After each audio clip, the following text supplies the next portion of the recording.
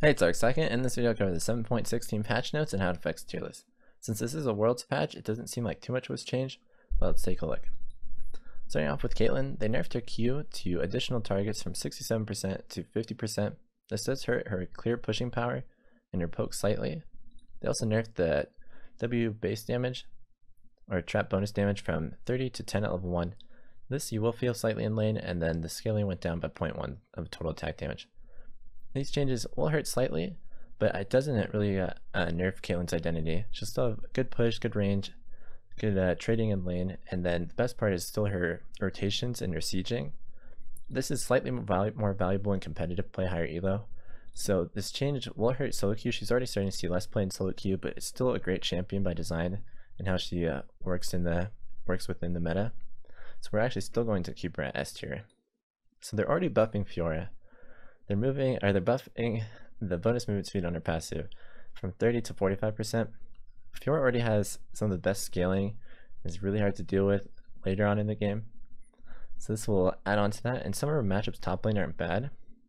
So there's a chance she's already back up to S tier, which is a little surprising. I'll leave it for a second, but yeah, there's a chance she's already back because of the meta and still because of the kit she has. Onto Kayn. Kayn actually became a really strong and popular champion.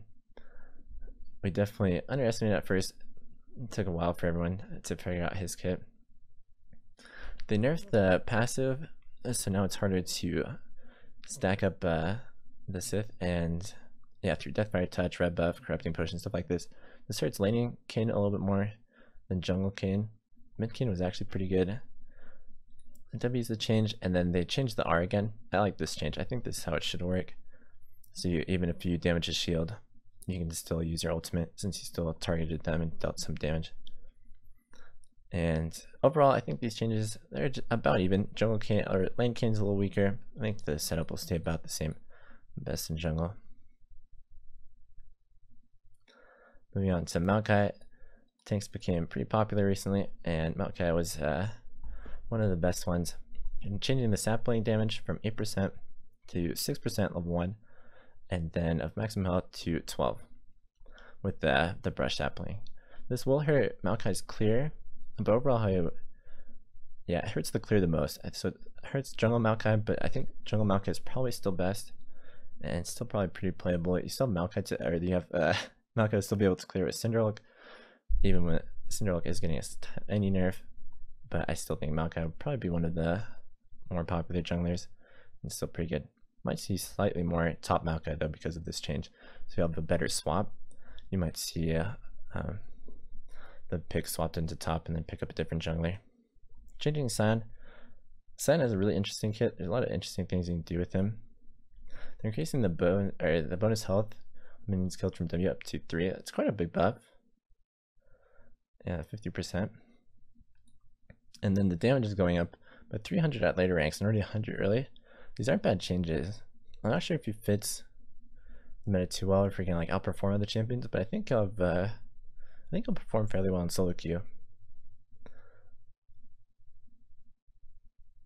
Might be similar. Mid Kayn, or not mid Kayn, mid Sion is actually not bad. This might even go up to A. There's the pushing style with Sion, even like with CZ Rot, is actually pretty strong.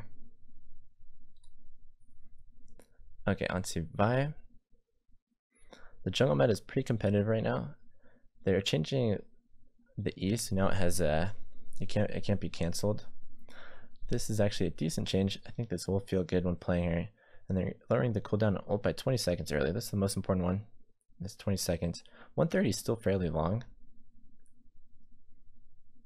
And then her early game is still about the same. And with she's competing against some of the tank junglers during that window with like similar scaling. I think the tanks will outperform her. So I think she will probably still be around A tier. Change some of the on-it interactions. Mostly changes the top laners. So you'll lose or you won't lose some of the passives on your abilities. Like Jax W, Jace R, Jax R, and Ribbon passive. Yeah, so slight buff at the top lane. Okay, now the big one was the mid lane changes of this patch. Starting off with Cassiopeia, changes the base mana, lowered it by about 40. This is a decent nerf. It increased the mana growth stat, but it's still overall pretty much a nerf throughout the game. But they changed the damage on E, so this hurts level 1, and with this change, so they increased the damage for its poison targets by a decent amount. So level 2 can actually be potentially stronger, but you have you can set the lane up better since level 1 she is a decent amount weaker. And the scaling is actually stronger, up by 0.05. It's not a big change. Overall, these changes, yeah, you'll change the playstyle. So the level 2 all-in with Cassiopeia is stronger, or is what she'll be looking for more now instead of that level 1 trade.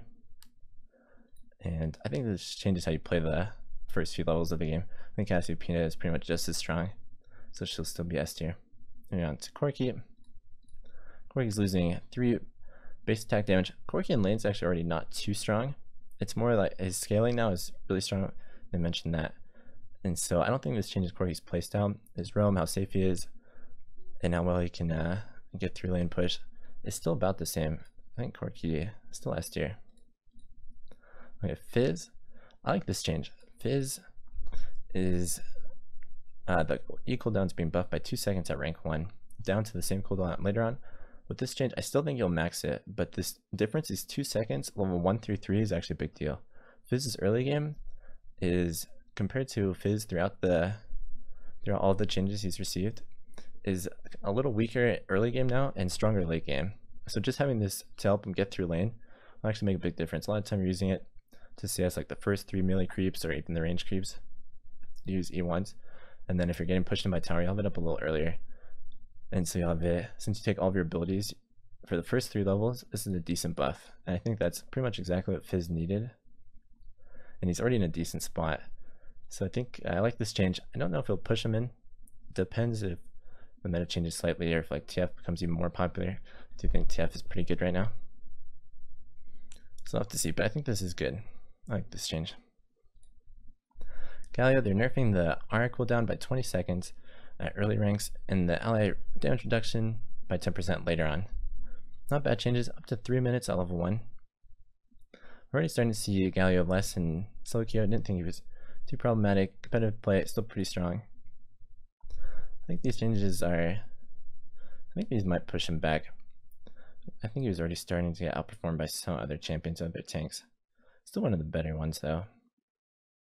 I think we'll keep him about the same. Okay, so onto LeBlanc. Okay, with this change, so they're nerfing the minion damage on Q down from 80% to 6%, which hurts are clear. TP LeBlanc is pretty much already standard. I think it'll be even better now. I think it'll be by far the most common to take TP LeBlanc. And then this doesn't nerf her early skirmish, and yeah, her 2v2 laning potential is set up, and it's a lot more rewarding for a champion like LeBlanc, and that playstyle is a lot more rewarding at higher elo. Her win ratio is going to be fairly low. It was already fairly low in solo queue, but she's still an extremely oppressive champion, and her strengths were, yeah, her early game pressure was really high, and will still be about the same. This doesn't change that, so I think her position in the meta is still, yeah, it remains the same. So she'll still be S tier. This will hurt her solo queue win ratio though, but it's nothing to worry about too much. Okay, moving on to Orianna. It's pretty much the most popular, most consistent mid laner of the patch, but they are giving her decent nerfs. Base damage on W down by 10, and they changed how this combo, the QW, you could pretty much prep it right away, the W after the Q. So now they're changing it, so you have to prep it later. I think you can it'll still be about the same. It will take a little bit to get used to probably, but it's not actually a big nerf. 10 here. The bigger one is 20 down on E. I think this hurts slightly. I think this does give the enemy some counterplay. They did change like this to Lux, which hurt a little more, but Orianna's shield is still stronger, and the damage remains the same. So not bad. She'll still have, she still fits the mid lane meta perfectly. I'll just be slightly weaker. I think we are also keeping her S. On to Syndra.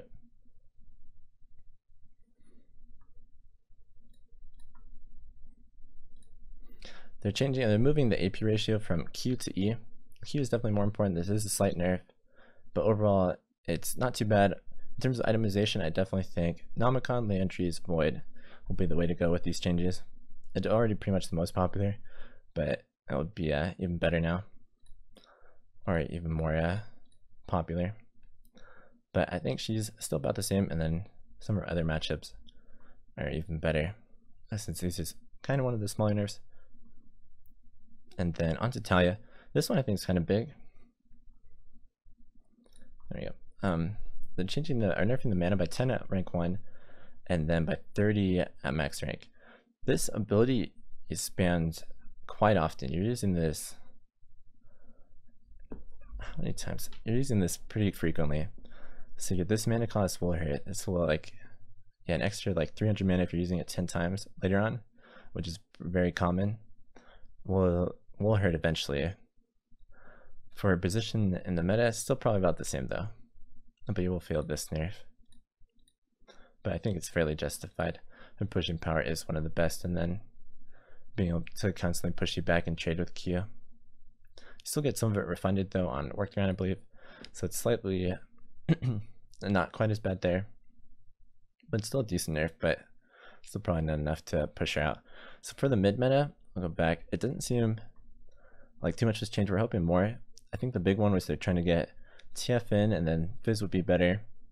I do think TF is still probably one of the best upcoming mids, along with possibly I think Aurelion Soul's close, and Victor. Victor might even be S tier right now.